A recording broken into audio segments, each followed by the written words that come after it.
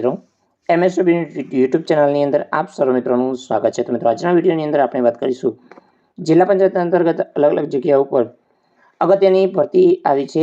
અરજી કરવાનું શરૂ થઈ ગયું છે। લાયકાત બાબતે સાથે મિત્રો સંપૂર્ણ વિગતવાર માહિતી જાણીશું, તો વિડીયો અંત સુધી જોતા રહેજો। જો તમે અમારી ચેનલ પર નવા છો તો ચેનલને સબસ્ક્રાઇબ જરૂર કરજો। તો ચલો મિત્રો આજનો વિડીયો શરૂ કરીએ।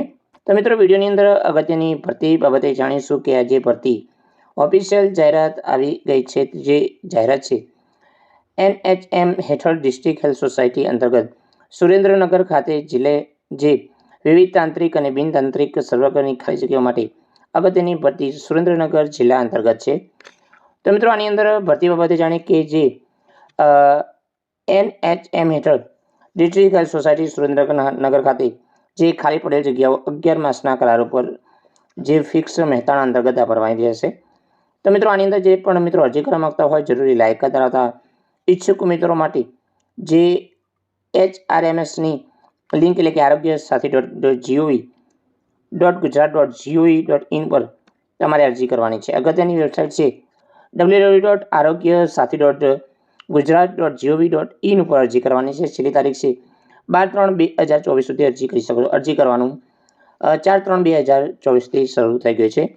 તો આ ભરતી માટે આની અંદર જે જગ્યાઓ લાયકાત વાંચશે જાણી લે કે મેડિકલ ઓફિસર છે, એક જગ્યા છે પગાર ધોરણ 60,000 છે, લાયકાત છે MBBSની ડિગ્રી પ્રાપ્ત કરેલી હોવી જોઈએ અથવા મિત્રો ડિપ્લોમા MD પબ્લિક હેલ્થ અંતર્ગત બેઝિક નોલેજ તમારે કોમ્પ્યુટરનું પણ હોવું જોઈએ।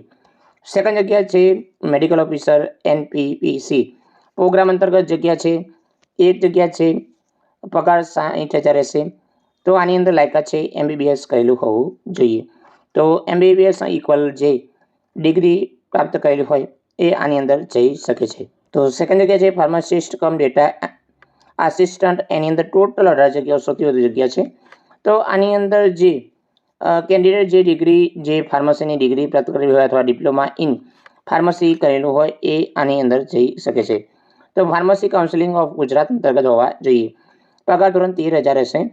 તો એકાઉન્ટ કમ ડેટા આસિસ્ટન્ટમાં જગ્યા છે, એની અંદર 5 જગ્યાઓ છે, પગાર ધોરણ 13,000 છે। તો ગ્રેજ્યુએશન જે કોમર્સ અને MCOM પાસ કરેલું છે એ ઉમેદવારો આની અંદર જઈ શકે છે। તો મિત્રો આની અંદર અરજી માત્ર જે ઓનલાઈન કરવાની છે arogyasathi.gujarat.gov.in પર તમારે કરવાની રહેશે। તો મિત્રો કોઈ જે કુરિયર RPD સ્પીડ પોસ્ટથી જો તમે અરજી કરશો તો એ માન્ય રહેશે નહીં। તો મિત્રો જેટલા પણ ટ્રાયલ હોય એ તમારા સંપૂર્ણ ડોક્યુમેન્ટ જે સોફ્ટવેરની અંદર અપલોડ કરવાના રહેશે। તો અગત્યની ભરતી બાબતની જે છેલ્લી તારીખ છે 12/3/2024 સુધી તમે આની અંદર અરજી કરી શકો છો। તો જય હિન્દ મિત્રો, વંદે માતરમ, જય ગરવી ગુજરાત।